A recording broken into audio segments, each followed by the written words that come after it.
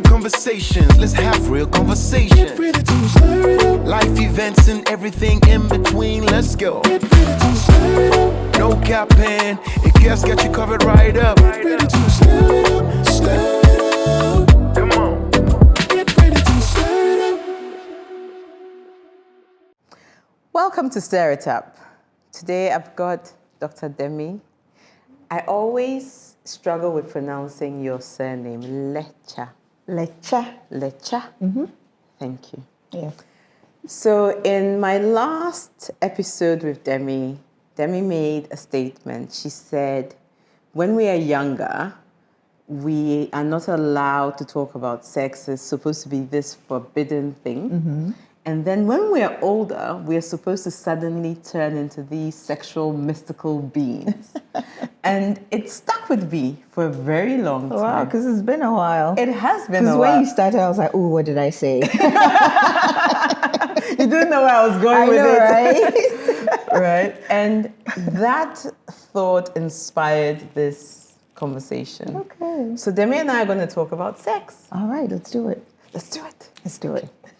And in this conversation, it's just pretty much understanding our bodies, understanding, you know, how we're socialized, but also more importantly, when we become adults, how do we make sure that sex is not the thing that is standing between us and great relationships? Right, right. So I'll start off by starting off with a section around us understanding our bodies and sex. Okay. When do young people begin to have any form of feelings? Well, you know, let's go all the way back. The sexual response actually is almost reflective or innate. So even toddlers, young children can have a sexual response. But the difference is that it's not a conscious arousal, which is why when it's done to young children or, you know, teenagers and all that, it's exploitative or it's abuse. Right. But baseline, anybody can have a sexual response. So if you took like a radio, you know, and you press the buttons in the right way and tune the channels the right way, right, you could get a response. So using that analogy, a response is innate and reflective for humans. However, conscious arousal comes later on, you know, in our teenage years, during puberty and so forth. When we become conscious of our sexual beings and our sexual response, then we can have conscious arousal for any ensuing sexual activity. So you're a parent and your child has some arousal. Yes. Whether it's your son, whether it's you go into your son's room and then you see that he's got this thing sticking out of his trousers at 6 o'clock in the morning. Right. And I can see people squirming on this set and they're wondering what's she talking about. Or it's your daughter and and it's harder with girls, right? But you might be able to pick up a few signs with things like laundry, where you see underwear and it's got, you know, it's a bit messy, right? And you begin to see that in a young, you know, with your child. Maybe your child is 9 or 10 or 11, and you begin to pick up these things. As parents, the instinctive reaction is? Well, I wouldn't say it's instinctive, but the reaction that happens most often, given the cultural environment that we live in, is for parents to just, you know, do a beep, beep, beep, reverse walk quietly out of the room or act like it didn't happen at all or they haven't noticed, but that should not be the case. Now, these reactions or the scenarios that you described, they're perfectly normal. Penises get aroused. And, you know, we all know what that seems like or feels like for the male gender. Vaginas also have secretions. Some may be related to sexual arousal. Some may be related to something as simple as hormones, the time of the cycle in which you're in. Or it could even be signs of an infection of sorts, perhaps a yeast infection or a bacterial infection or, sadly, a sexually transmitted infection. So all of these variations are there. our bodies are normal. Sex is universal to everyone. Sex and sexuality. We all have the sexual organs based on our gender. So these things, I would say, parents should not shy away from. As uncomfortable as it may be to explain, to have these discussions, we have to realize it is already happening. So if you walked into your teenage son's room and he has an arousal, it's already happening. Teenage boys begin wet dreams a bit earlier into teenhood, and all these things happen already. So whether you're shy or uncomfortable speaking about this, it's already happening. This is what the parent needs to realize, and you have to almost get ahead of the ball and give the information before they pick up misinformation from all avenues. So there's a story that I heard a couple of years ago of a mom and a dad feeling that, okay, if you're doing this, and this was with a daughter who had, and then secretions, and it was like, she's up to no good, she's being naughty and so on. And so she got hugely penalized for all sorts of things, right? And that was really hard for the child because she had absolutely no clue what was happening, right? How do you navigate that? Because one response that you gave was just the avoidance, right? Where you just don't talk about it and you pretend like nothing's happened. But there are also parents who then see it as a kolaboni, naughty child, right? Or the other parents who see it and go into panic mode and think they might not say anything, but they are having all sorts of backflips internally and thinking, what am I going to do? My child is doing this, or you know what I mean? So what are the things that, if you were to give some kind of guidance to a parent, I know you said have the conversation, but even their initial response, how should they begin to see this for themselves? Well, with children, a dramatic response never works. That's one thing that I know. So if you overreact, then the instinctive reaction for the child is to recoil, right? That I've done something wrong. This was a no. This is clearly not an open topic, and all of those things, which we do not want.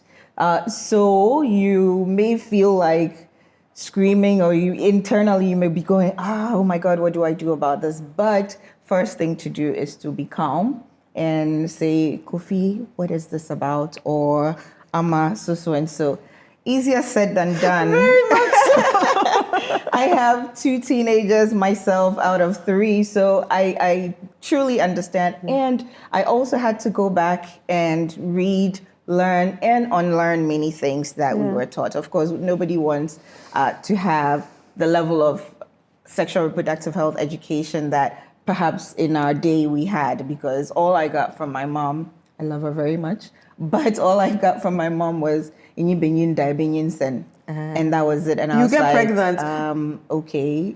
No, you're right. I mean, when we were younger, the result of bad sex, and I had a conversation, and it came up. It was, you get pregnant, number 1, you get pregnant, number 2, you get pregnant, number 3. STDs was like a distant. It came later. It came later, yes, right? Yes, with the HIV pandemic. Yes, yeah. but it was you get pregnant. That was it, and that was the fear, right? Yeah. And I know that around that time, there's so many social marketing campaigns on teenage pregnancy and so forth. GSMF, and so on, but now that Secure. has completely changed.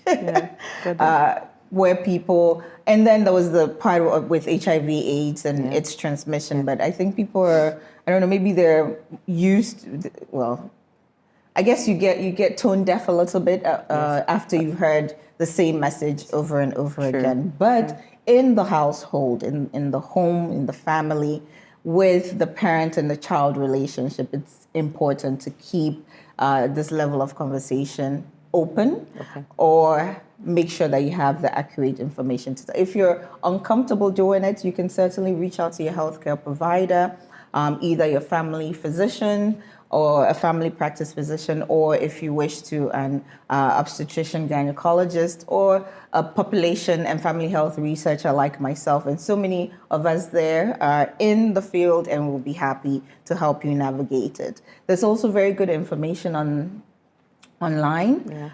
So there are organizations, for instance, Planned Parenthood, the Global Federation have been in this business for many years.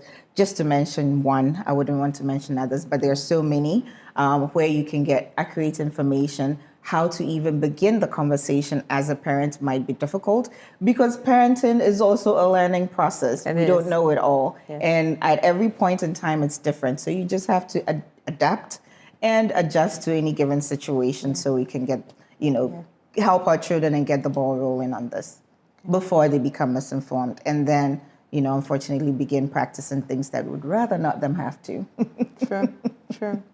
So now that you've preempted my next question. So thank you for that. Because I was going to say, what are the avenues of education? Okay. So the next thought I have is for the child themselves, what's going on in their heads? Because I wake up and what's going on here in the morning for a boy? I take off my knickers. So taking out the potential of it's being, I'm watching a movie, I'm a young girl. And I see this thing that's happening, and then I feel these sensations, right? And then my knickers are wet, and I'm wondering what's happening. What happens with a young girl? Well, I mean, based on gender, people develop almost in the same way but differently, right? But what goes on in their mind, we're hoping that at least they had some level of education, if not in the home, then certainly at school, where they would begin to recognize. So you start, for instance, you start your period and you have no idea what's going on. But at least we're hoping that before menarche, which is your first period, you may have read or studied, or even in biology class or science class, something. Known that this was coming. Least we want a little bit of recognition. So that's what we're hoping that education would do, right? Either at home or in school. But very often with sexual feelings, there's that big gap, right? Because with the other normal ones, or they're all normal, but with the other more acceptable ones, so the more physiological ones, right? We learn them some way, somehow in school or at home, or even from our older siblings and whatnot. But when it comes to sexual arousal, there's always that gap. And I always say this because that is when the adults who have the bad intentions, your pedophiles and all of the rest, can come in there because there's that gap. And then, begin to mold a child in a certain direction. But it's really natural that they have these aroused feelings or arousals, from penises to nipples to vaginal secretions, everything. It should be okay. These are normal reactions that we all have, right?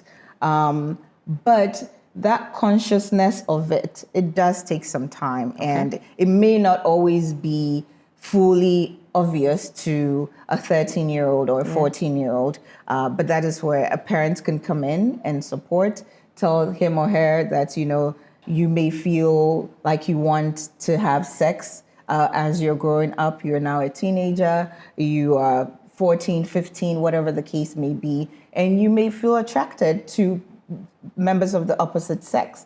So you can begin these conversations in an inauspicious manner on a ride home from wherever, maybe from school, or do you have a boy that you like? If it's a girl, and they'll be like, "Mommy," but you just play with me a little bit and try to go with the flow. Go with the flow.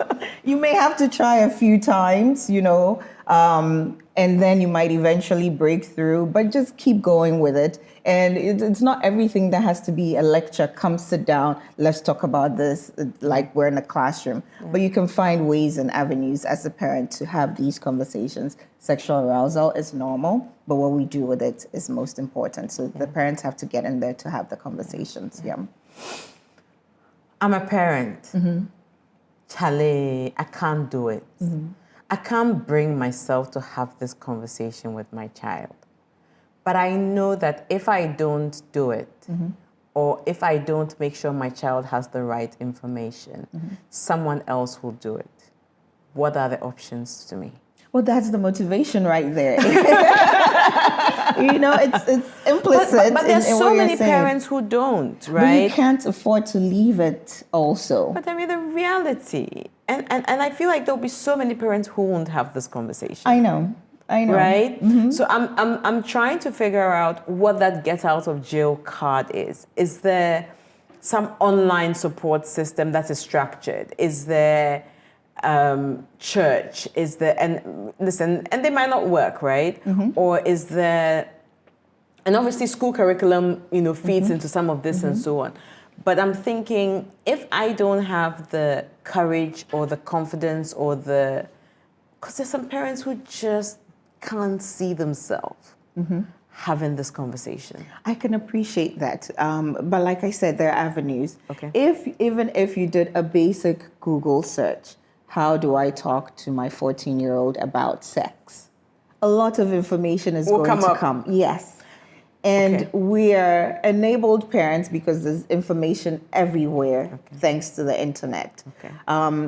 But like I had suggested earlier, there are health professionals who are actually trained to do this. So you can perhaps take I'll bundle the you, child I'll put there. you in my car and say, we're going go there. here. And then you never know, the child might also feel more comfortable having the conversation, open up a bit more to a health professional. Yeah. In Ghana, with any Ghana Health Service facility, that's any public health facility, they usually have adolescent-friendly health centers, and it's a health center that is designated adolescent-friendly, where there's a trained health professional. They usually have a little bit of a corner where they can go have some privacy and all that. And you can go as an adolescent yourself, actually, even without a parent, and have education, information, the right education and the right information, and counseling if you need it. So those things are there. There are also a plethora of private facilities, hospitals that you can go to, health professionals that you can find anywhere. And if you're a parent and you feel like you absolutely cannot do this, or you 100% botch this, even if you attempted, even if you're trained, then you can hand it over to a health professional who is trained to, and they can have the conversation. But do not leave your child without the right information, because mis or disinformation will come in there faster than you know it, and they tend to grow like an invasive species, right? True. So within this part of talking about understanding our bodies, there are cultures in Africa that teach girls about sex, right? So I randomly stumbled on, I have a Ugandan friend who was telling me how, there's this whole puberty rites that they do, right?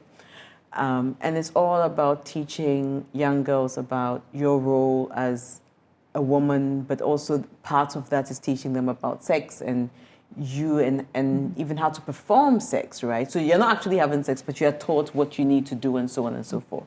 What are your thoughts? Well, I'm glad that you mentioned that. So yes, 100% right. Culturally, we've always had ways in which we teach. And men have their little camps where they are taught to do things. If we go back centuries, how to hunt and all of that. And then women too had their groups where they were taught how to cook, whatnot, and things were passed on and handed over. So, for instance, one popular one that we know of is the Dipo rites, right, with the Krobo people. That can also had their ways, Bragro, and all of that. So traditionally, we had these. And you would remember, I'm not an ethnographer or an anthropologist or anything like that, but you would remember at first, older women would leave their chests bare. Yeah. When we were growing up, we would see that mothers, grandmothers, and nobody even cared, nobody batted an eye, really.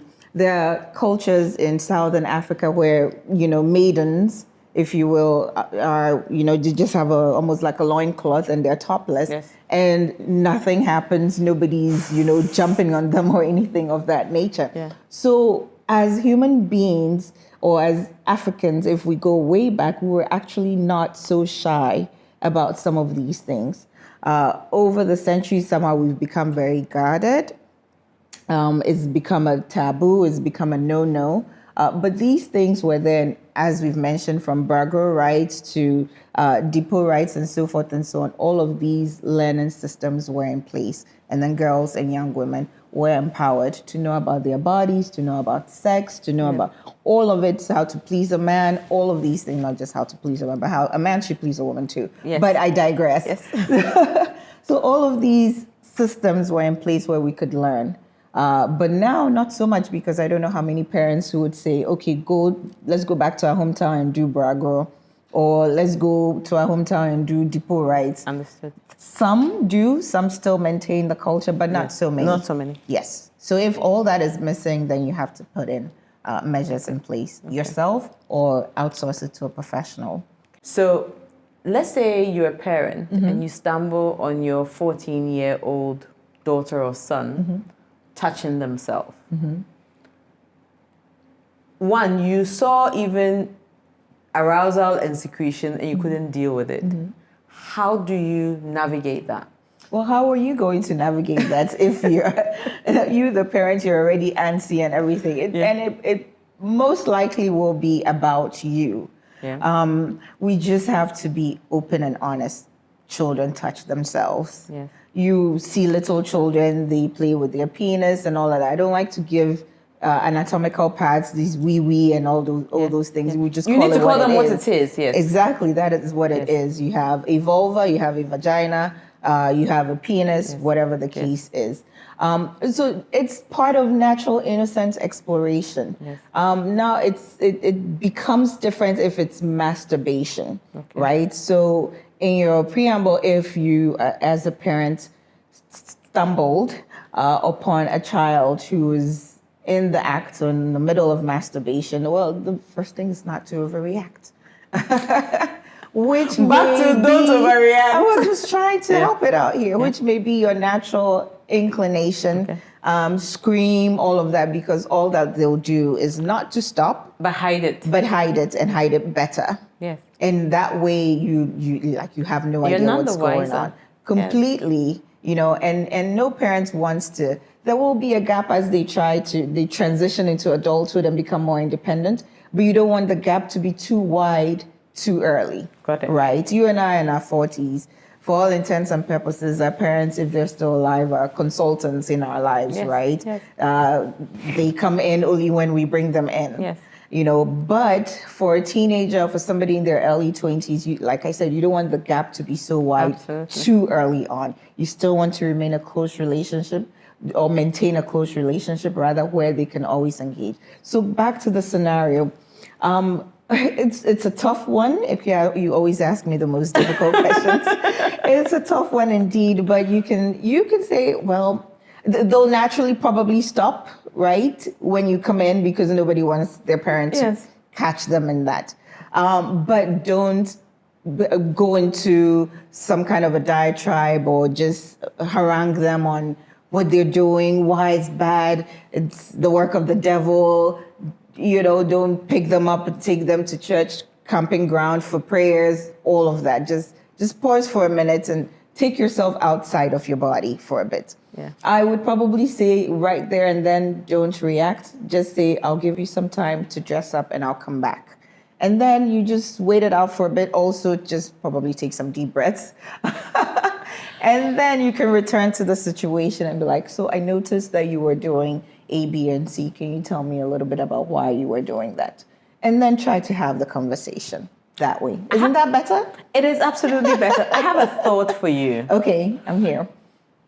So one of the things that I have found as a parent is to, one, perspective take, and also pause and think about me at their age. Yes. Right? I think as parents, we have dementia. No, seriously. We forget. We forget, right? Because, listen, I think that as parents, a lot of the time, we almost say that there are things that our children are doing that we never did or never thought about, and I would never do this. But if you're going to have that board meeting with yourself and be honest with yourself, that's not the reality. And I'll give you a very quick example. I have a boy in my house who he told a lie to, and this is not my son, right? He told a lie to try and get some money out of me. And I kind of had this quick board meeting with myself. I said, Charlie, you know something? I worked it out. I was like, let me give him the money. Because the cost of giving him the money versus not giving it to him was higher, right? So I gave him the money, gave him a couple of weeks, and I went to him and said, you're trying to do me for one. I meet this grown woman with my gray hairs. And then he goes, oh, mommy, no. And we had a whole conversation about it. But I gave him the money because I realized that he was probably dealing with something that he could not tell me what he was dealing with. Because he's generally a very good boy, right? And he was probably dealing with something he couldn't tell me. And so he was trying to play a fast one, telling me that his phone, the ink on his phone was spoiled, or his phone screen was cracked. And so he needed money to go and fix his phone. Meanwhile, 5 minutes after he said that to me, he had done a status update. He'd forgotten that I was on the same phone with him. So how are you doing a status update? Meanwhile, your phone screen is cracked, right? But because he's generally quite good, I kind of stopped and I said, you know what? He must be asking me for the money, but doesn't know how to. And true to form, when I interrogated it, he needed to give his father some money. He just couldn't ask me, and there were a series of lies that he told. Bringing it back into this sex thing, I think that as teenagers, we've all seen some guy that we are feeling the guy and we're thinking, oh, no, Charlie, I like this guy. And we're all girly around the guy, right? Why do you think that whether it was in 1989 or whether it was in 1974, you had those feelings? But in 2024, your 17-year-old cannot have those feelings. Well, you're 100% right. I think parenting requires a lot of maturity, a lot of self-reflection, a lot of discernment also. And of course, you have to be empathetic. The entire teenagehood is not easy. Even now, childhood is not easy. So nobody's having an easy time. From children to teenagers to young adults to actual real adults like us, like they always say, adulting is not easy. It's not for the faint of heart. So give or take, everybody's having a difficult time. But as a parent, I think we get so much into being protective, so much so that we're almost overprotective. And because the immediate consequences and the far-reaching consequences of whatever the case may be, you're just like, no, we're not doing this at all. And it doesn't brook any conversation or anything like that. It's just, that's it and that's it. And you're just a wall of no. You're so right. Like my children say, even before, mommy, no. Even before they even ask the question, the answer already is no, almost automatically, right? So you were very, very discerning in that scenario that you shared, where you thought and said, wait a minute, this is unusual. Like you said, he had always been a good boy. So just sometimes you just have to be a little bit more nuanced to see. Which is why having a double parent household is good, because mom may see something in a certain way, dad may not. And of course, children try to play each other and put the two against each other, but everybody comes to the table with something and something of value. You may reach out to your mom for A, B, and C, but not necessarily your dad. Or you may reach out to your dad for X, Y, and Z, but not necessarily your mom. But also having valuable, not parental as in biological parental, but other extended family relationships that may be parental in nature. So having an uncle, an aunt, a neighborhood father figure, a religious clerical father figure or mother figure, all of these things really bring value into our lives, where you can get other perspectives, and then also where the older adults too can learn from you. Because I say my children teach me things every day, and things that you may not have realized about yourself, because we all have our issues also. So in having the sex conversation, yes, attraction is normal. However, did we date and get married? but all we want our children to do is just to bring the one person home. That's the person they marry. And get married, and that's it. And that's actually terrible, isn't it? I know, right? Yeah. But young people will say all the time that dating was a no-no in my home, but suddenly when you're 32, they're asking you, so when are you bringing your husband home, or when will you settle down and get married? Yeah. Well, these things don't happen in a vacuum. Obviously, you don't want to be too liberal and advise the child to, date uncountable, people, have all kinds of relationships, because those things present their risks, their own risks as well. But we also want children to explore, because you learn different things in different relationships, but to do so in a safe manner. Sure. So all these things are really important. But thank you for sharing that. I hope what I've said too has been helpful. No, absolutely. you and I like having these conversations with you, because there is the experience from a work perspective that you bring to it, but at the same time there's the life experience, which is even richer, right? So absolutely, what you shared is very helpful. So let's go into our next bucket of thinking, which is around sexual So we understand that there is this gap, right, where we have our bodies. We don't always get the right information and education that we need in service of, and just even understanding what's going on, right? And we understand that there are different avenues to help us bridge that gap. And you've grown up, whether you understood or you didn't understand. The growing up happened. The growing up has happened, and you've waddled through life, and you are here, okay? Yes. Let's talk a little bit about sexual satisfaction and exploration. So you've waddled into your 20s and you've landed here, right?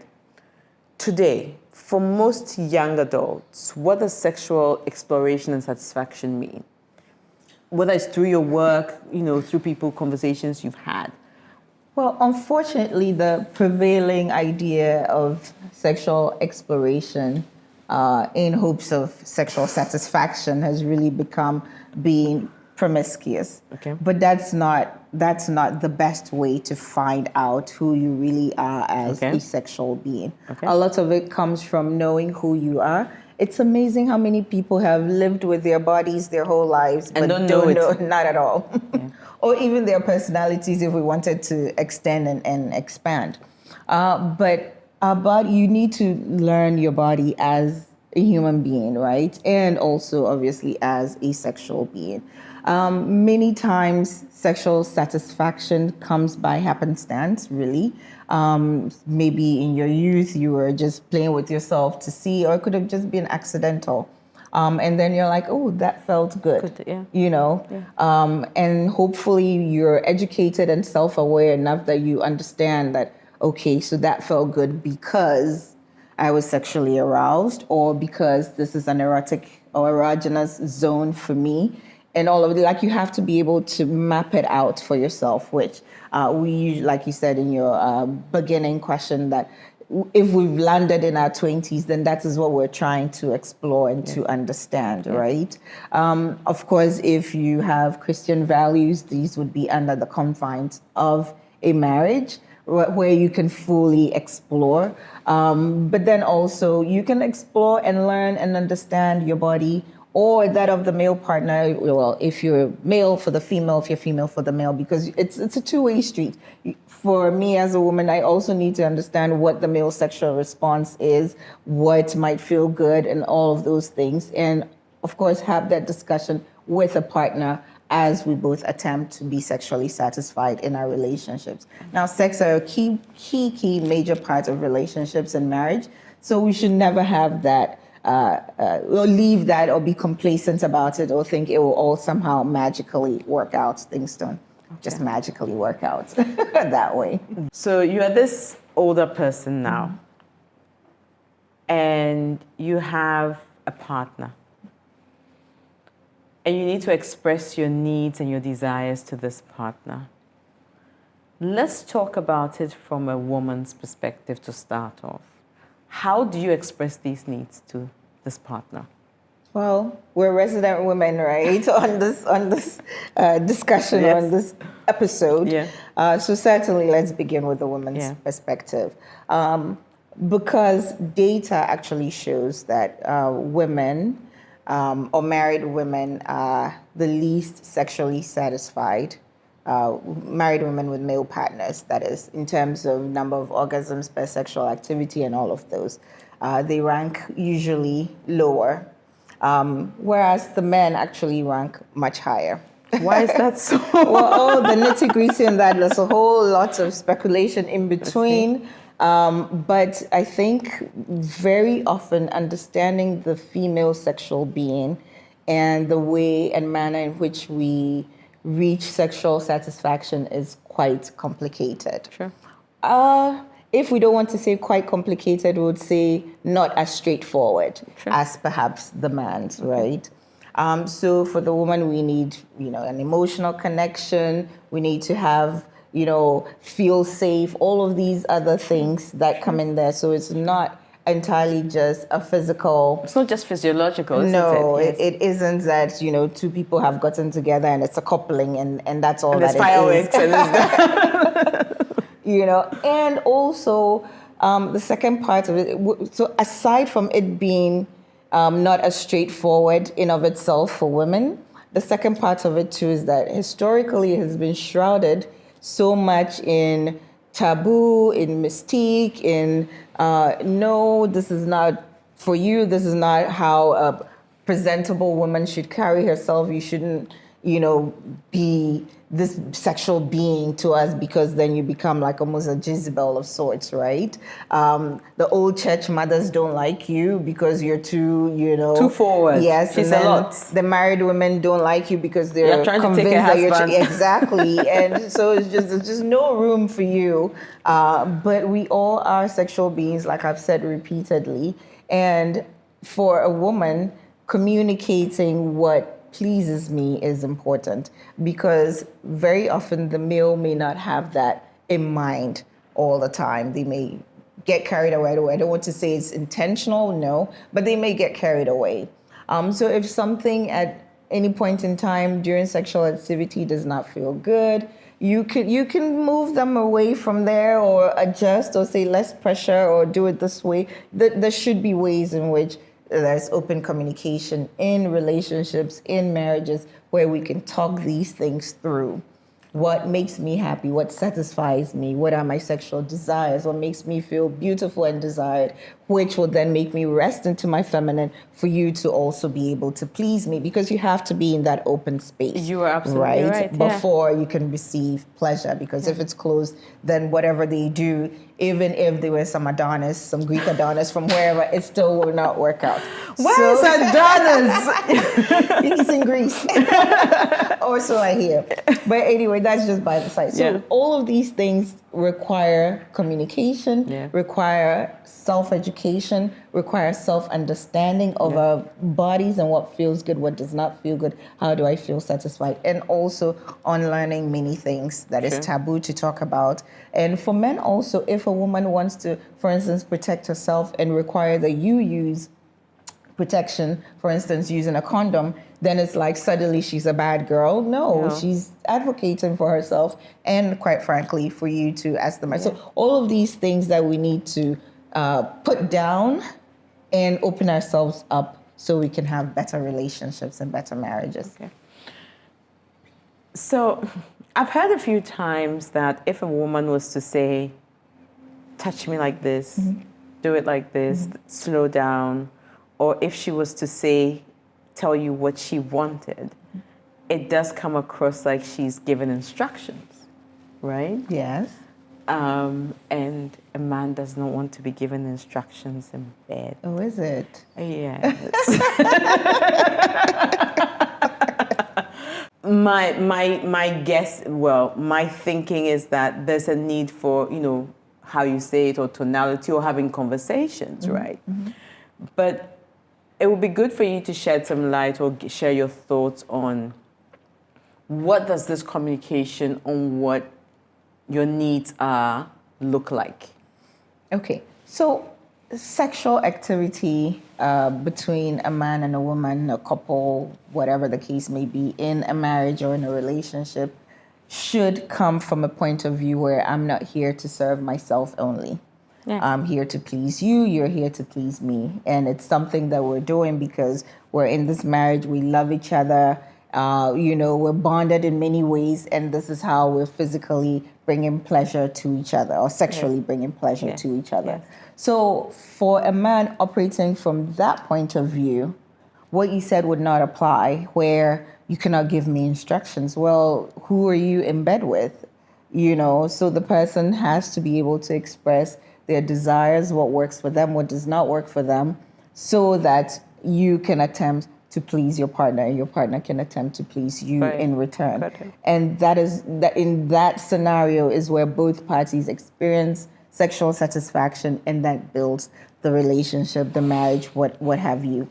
Brooking the conversation, I also think that many men at least will be open or are open to let me hear from you, to learning what works for you and what does not work for you. Yeah. So brooking the conversation should, of course, you're not being rude or not abrasive or instructional, or to make them feel like they're brought absolutely nothing to the table. Yeah. And because when your partner begins to feel like there's nothing I can do, or I'm not even attractive to the eyes of that is a whole different something. Sure. So far as you're not coming in that direction, but you're coming from hey honey, I think if we did this I would feel happier, I'd feel better. Oh, is it? Okay, well, then I'll try that. But why didn't you tell me the last time? Well, I didn't know how to tell you. Oh, okay, well, don't worry about it. You can tell me anytime. We can have this conversation, and it shouldn't be a big deal at all. It shouldn't even be a deal at all to be a big deal. So, really. Got it. So I guess it's also in the delivery. Yes. How you are saying it as the woman, but it's also the mindset of the man who's receiving, your partner, who's receiving it, right? Yes, absolutely. So if the person has the mindset that this is a two-way street and we're both here to pleasure each other, then there's a certain level of receptivity to that conversation, right? Okay, so that's interesting to hear. Now, just within my last question on the woman's, just understanding how a woman, expresses her needs. When you express those needs and those needs are still not being met, what would then be the next thing that you could be doing in service of a workaround? So you could direct, perhaps maybe instructions on care. Here's a manual. Read it. Sometimes it's just you just have to clump things over people's heads. But no. No, I get it. So perhaps it wasn't as well understood. Yes. So you can try different ways, and then you can try redirection. Okay. If hands are doing things somewhere and it's not working for you, you can just slightly move them away. So there are other things that you can do. Okay. Right. So Got it. I believe so. I'll just keep trying. But if it ends up being at a point where you believe there's true incompatibility, well, then you may have to take different decisions or a different course of action. Yeah, that's true. That's true. So for a man, how does a man communicate their needs to a woman? Okay, so let me put a disclaimer there. So I don't want viewers to be like, well, how would she know what a man should communicate?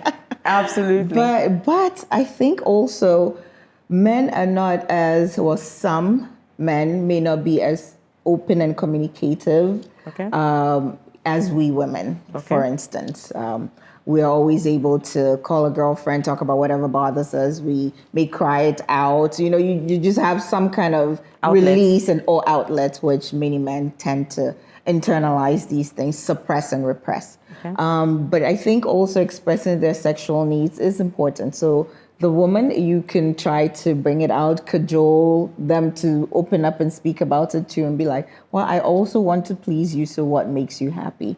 What do you find pleasing sexually? We can also bring that conversation up, and I don't think most men would disagree to have that conversation. I'm sure it will catch their attention much quicker than nagging about the dishes in the sink or the electricity bill being due. I couldn't agree more, actually. It's a more pleasurable conversation, and the results are more, even more pleasurable. Like, even if they were tuning you out and ignoring what you were saying or you were nagging. Let's talk about sex. Oh, yes. Like, yes, certainly. Yes, please. Are we having it right now?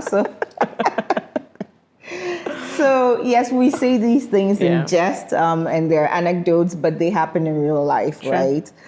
So men should also be equally important to discuss these things. It's not nothing strange. You should be able to tell your wife about any fantasy that you have, but very often, unfortunately, they would rather express that elsewhere or outside of the confines of. But why is that the case? There are theories I've heard. What's your theory? You're always putting me in this. I know. I'll share my theory that I've heard. It's my opinion and my opinion only, but I just think that every so often, for some reason, we don't think our marriage partner should be our ultimate sexual partner. But that's sad. Very, very often it's a life partner that you're doing life and paying bills and getting kids to school and all of that with. But sometimes they may be your ultimate fantasy, but over time it comes to be a disconnect. And then sometimes we fantasize about somebody else or something else or some other attribute. And so the two, because your life partner should always remain your ultimate sexual fantasy, right? Yes, and I find that sad because for a lot of, and the stats you shared about women not being satisfied sexually, especially married women, I find that incredibly sad, but also almost dishonoring of the marriage as an institution, right? Because marriage is supposed to be the place where you do life together. Yes, it's certainly. supposed to be the place where it's in sickness, it's in health, it's in, all of it. It's in all of it, right?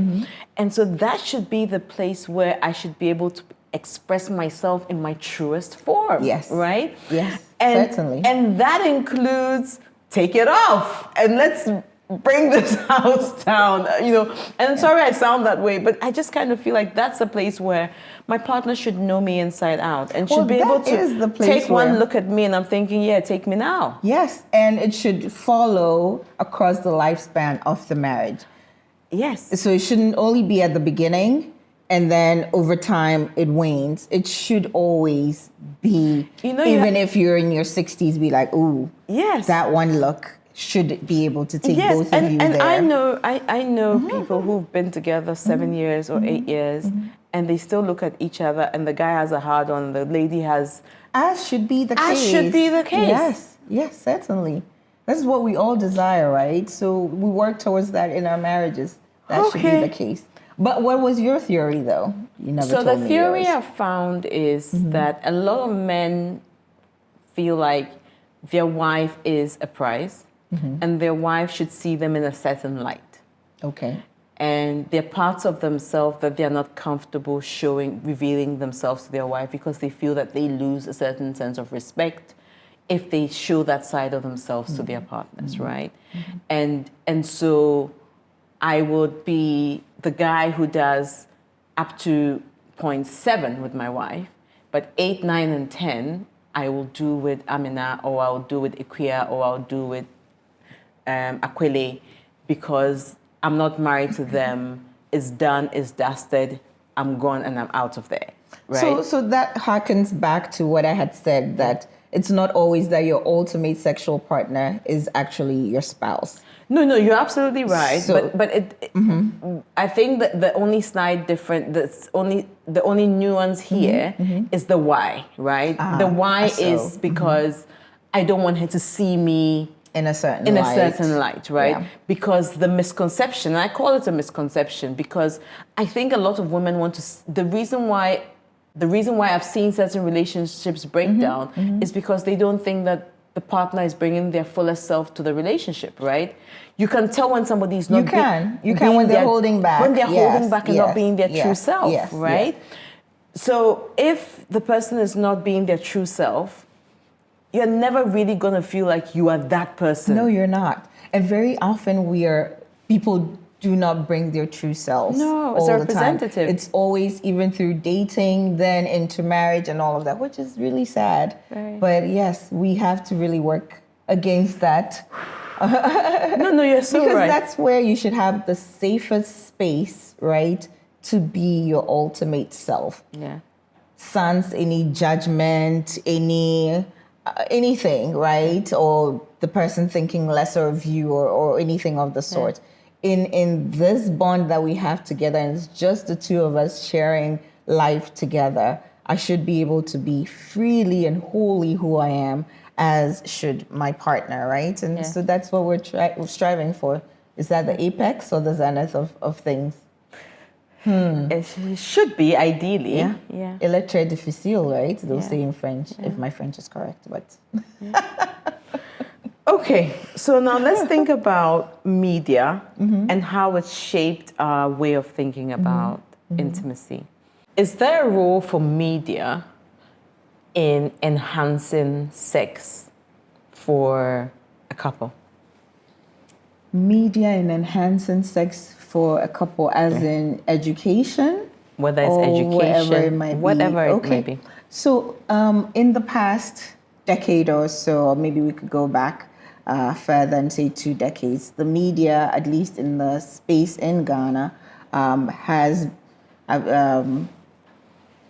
sort of worked to break down these walls and barriers and all the, we don't talk about this in public taboos.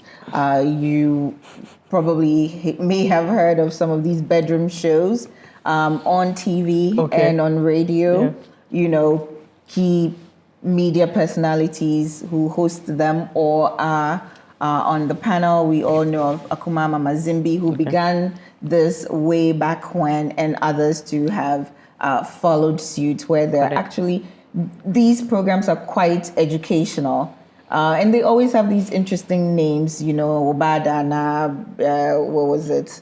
In the bedroom, duvet, something. Under the duvet or something like that. Something, yes. Okay. Nobody should call me on any of them, but we all know what we're talking about. Yeah. And I think people avidly follow, these radio and news stations, and I know they have, a social media presence as well, post on Instagram and Facebook and all of that. So yes, certainly the media does have a role to play, and we learn things. You try something new, and then your spouse may be like, "Where did you get that from?"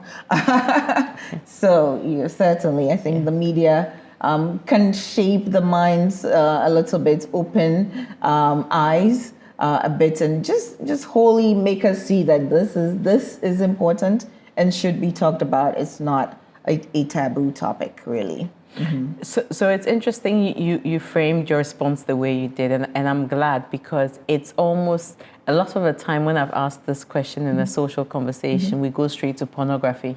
Oh, is it? Right? Wow, that didn't come to mind at all. They come to mind, right? They go straight to pornography. So I'm so glad you were thinking about it in almost like a demystifying things and education, right? Yes.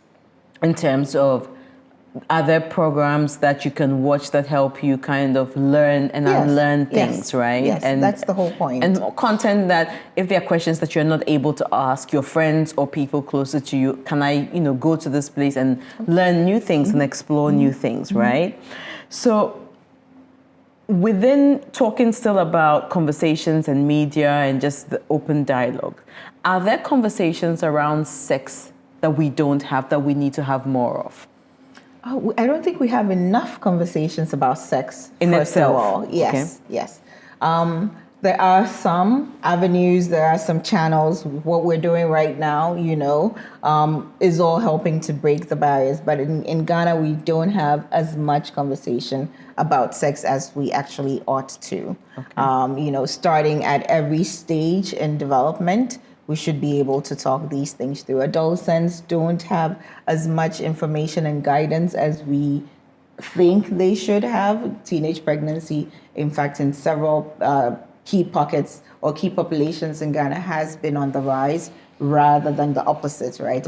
We have to see a decline if correct information and being disseminated. associated behavior is going up, but we're seeing the opposite. So this makes us realize, at least from a sex educationist point of view, that there are key areas and gaps and opportunities that we're missing. So I don't think it's being talked about enough at all. It's being talked about a lot amongst peers, young people and their peers. But who knows if that information It's even the right information. Yes, so that's always the scare, that it's not the right information, but that is what they're receiving. So we've all had these crazy things like, so if you don't want to be pregnant, grind beer bottle into almost powdery form and do this. All of those things are misinformation, which I'm sad to say that people have believed and have gone on to try and have experienced, adverse reactions to that. So there's a lot of misinformation. And even death, still. isn't it? Yes, many. From unsafe abortions, from so many other things, sadly, yes. Mm-hmm. So on the conversation on misconceptions, in the work that you do, what are some of the top misconceptions that young people and even adults, let's just say people, what are the top misconceptions that people have about sex? One important one is that you won't get pregnant. Which is really... It's a lie. It's a lie. It's really silly because, when you ask 10 young women, when was your last menstrual period?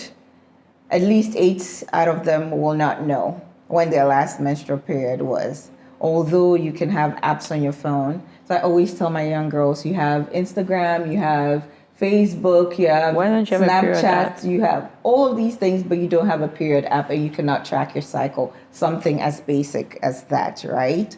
One other important misconception is that if I take emergency contraceptives, right, as a prophylaxis, then I can go on to have all the sex that I want and I will not get pregnant. And you can see it in songs, or Postino 2 or something like that, right? Lyrics of popular music in Ghana, or people say jokingly, but these are emergency contraceptives. So when there's a method failure, then you rely on that emergency, because it's a high hormonal dose. Yeah. But we realize that there's an increasing trend, particularly in young people, college age adults or college going young adults, who would rather take emergency contraception than go on to have unprotected sex with the hopes that they would not get pregnant. And most likely they wouldn't get pregnant because it's a huge hormonal surge, and they would rather be lax to take a daily hormonal pill, which is a very low dose hormone over time, that gives you the contraception that you would need. So all of these myths and misconceptions about contraception, about family planning methods, for instance, there's also an important prevailing one that, there are intrauterine devices, right, which you can insert into your uterus. Your uterus is your womb, right, if I were to use layman's terms, that can prevent pregnancy for a certain period, right? Many people think it migrates, it will give you problems, it will stop your period. So it migrates into your boob. It migrates it might come out from your mouth, you never know. But people forget that these are two completely different systems that are not necessarily intertwined, right, or connected. So there's a lot of misconceptions about contraception or contraceptive methods and the right choices for individuals, because at the end of the day, that's what we want. We want people to have sex at the right time, and to have children at the right time. And you would agree that if you do these things one before the other, or at times that you're not prepared for, it leads to a lot of unfortunate consequences. So when we think about sexual satisfaction, right, one of the themes that comes up a lot is compatibility. Yes. What does it mean to be sexually compatible with someone? Well, sexual compatibility, some people would say it's a myth, because on initial contact, you might find that you may be incompatible with someone because you may not have enjoyed the experience. And that might say, okay, we're not compatible. However, over time, for instance, there are people in arranged marriages who, when they met, didn't know each other. They met on the day they got married, right? And who have gone on to build loving, long-term marriages. Over time, they've learned each other's bodies, right? They've come to know what responses work, what activities to engage in, and so forth and so on. So we can say sexual incompatibility may be a myth, but it's not always the case that it's an actual myth, because there are times where sex is just not jiving for you with a certain partner. However, with a different partner, it's completely different, like two different human beings, right?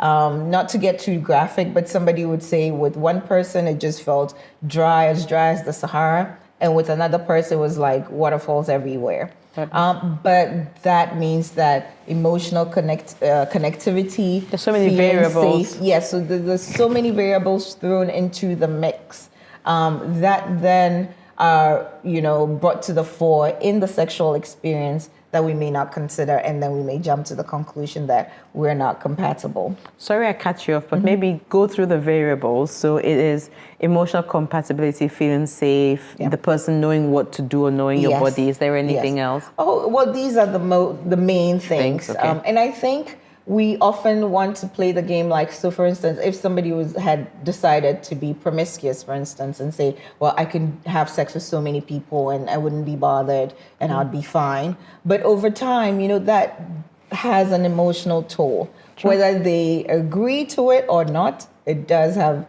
an emotional toll and carries and wears on the person.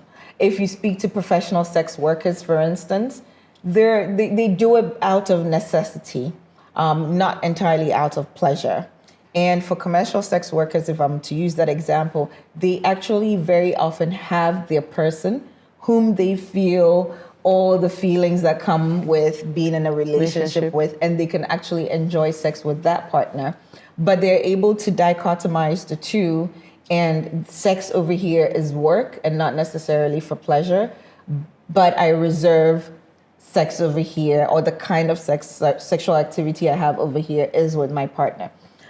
So those are the variables that we can throw into the mix, and you can realize that, compatibility, yes, it may be true, but compatibility also may be based on all of these other variables that we have. And very often too, women may not entirely know what makes them tick. Got it. Yeah.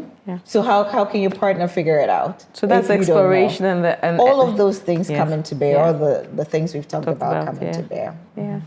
So let's go into our next section, which is around how society's views influence sex, right? Okay. Do you think our social structure, society, has a big influence on how we view sex? Oh, definitely. Okay. It does. The biggest influence ever. So if we go back to the beginning, when I said conscious arousal comes in at a certain point in development, and that is a factor of our environment. Yeah. In some cultures, sex is not a big deal at all. It's not secret, people are allowed to do whatever they want. It's almost like a free-for-all, right? Yeah. And so people are not conscientized that way, and it's not a big deal to them. However, in Ghana, we consider sex very largely as a taboo, a big deal, a no-no. However, it's happening everywhere. We're hypocritical in that light, aren't we? How is it that our population is growing? Clearly. Clearly, we're having sex, right? Yes. Except that we don't want to talk about it. We don't want to have these conversations. We're shy. We try to bring religion into it. And then from the religious angle, then suddenly you're not following Christian values. But Christianity does not preclude sex. It just offers sex within the confines of a marriage. Yeah. So all of these things we need to kind of disentangle ourselves from this kind of quagmire where our cultural influences, and not all of them are our own cultural influences. They're things that we've picked up from the West, we've picked up from religion, we've picked up from many different spaces. Got it. And we've complicated it into this whole big thing, and we don't know how to sometimes extract ourselves. So there's some kind of pressure to conform to certain social standards. Is that what? Certainly. Okay. Yes, there absolutely is. For instance, if we wanted to talk about a social standard that was biased towards women, a woman cannot be as promiscuous as a man. If a man was promiscuous, it's like, oh, he's exploring, it's normal, it's not a big deal. But if a woman was promiscuous, can you imagine the things I've that are heard said? theories, my dear. Hey. So many things are said. Or let's talk, for instance, about if I was a wife and then my husband is having an affair with someone, very likely I would rain all kinds of insults on the other woman. However, who is the one who has broken the vows? It's my Is husband. it not the man? My husband. Yes. He said vows to me Yes. before God, right? That he would be faithful Yes. and forsake or forgo all others. Yeah. So all these things that we do, or people do without pausing to think, wait a minute, is this actually what it is? Is this actually what my response should be? Is it not all these social things and the the biases that are inbred in there? If it's gender, if it's this, men get a pass, women don't. If a woman decides to wear perhaps maybe a short skirt or a tight dress, then she's, viewed in a certain manner. But that's the last thing in her mind. Maybe she's just thinking about, how am I going to get money for today? So there are all kinds of things that we put in there. And all of these are things that are societal, are cultural, and complications that we ourselves have added to the mix. Let's talk a little bit about values and how that impacts sex and just even the quality of sex that we are having, right? I have a theory that sex is also about exploration and the willingness to do the things we've talked about, ask questions, tell our partner how we feel, educate ourselves and all of those things, right? But what I do find often is that we have all these values and a lot of the time they are linked to religion, and that puts us in a certain box. How should we be looking at sex in service of having better quality of sex today? Okay. So our values, right? A set of, everybody should have them or has them. Yeah. And they're our North Star, right? As we do life. This is okay. This is where I'm trying to head to. This is who I am. These are the things I will do, will not do, I agree with, I don't agree with, whatever the case may be. Yeah. They're the lamp on our path, True. right? So do they affect the way in which we view things? Yes, certainly, 100%.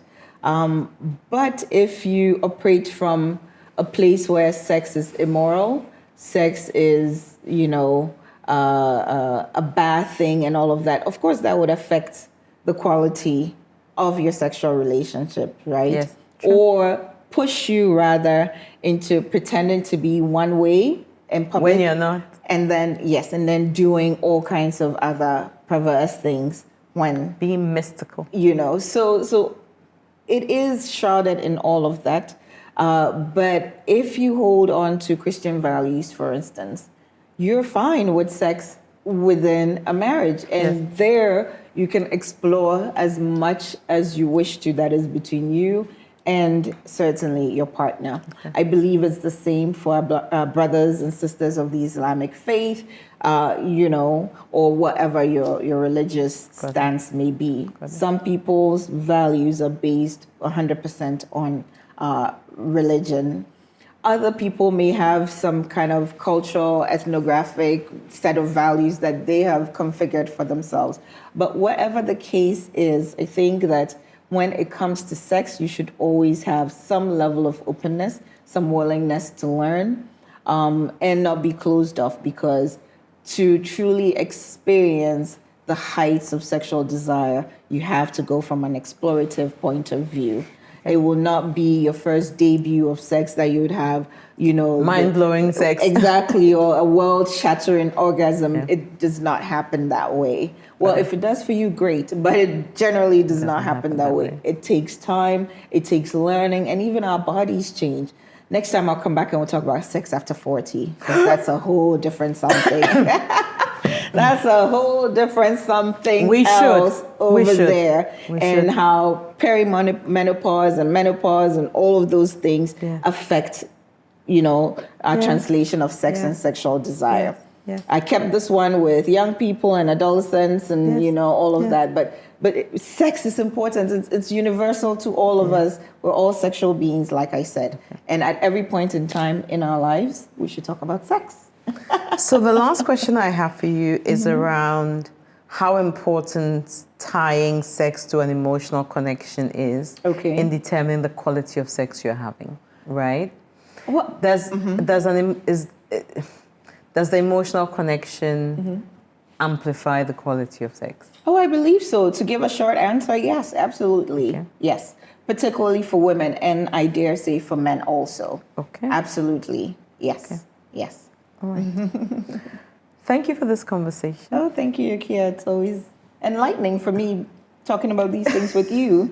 Suddenly, all the knowledge in your head comes to the fore. You're thinking, I knew this. Oh, I thought about this way, right? Yeah. Thank you. Good. So to the fun part of this, and you've been here before. I have. This is true. Cheers. Stir it up. Cheers. Okay. Stir it up. Cheers. Salud. I know what that is. Of course you know what it is. Okay, you Should I cheers. go on? No, don't go on. Cheers. I was going to make it interesting. Make it interesting. Yes. It was invented in Atlanta, USA by a pharmacist. In the lab. To cure what? Fatigue. Cheers. I appreciate you, Debbie.